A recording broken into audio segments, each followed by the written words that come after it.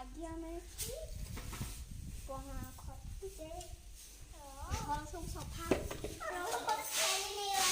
ଏଇ ସବୁ କଢ଼ା ହେଇକି ସବୁ ସଫା ହବ।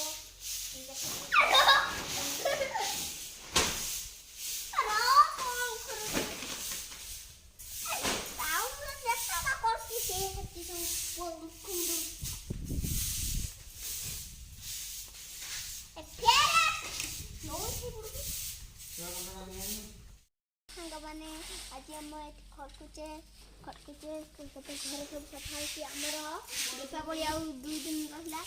ସେଇଦିନ ଆମ ହେଲା ପୂଜା ହବ ଆମ ଏଇ ସାର ଘର ଦୋକାନ ଘରଟା ଆମର ପୂଜା ହବ।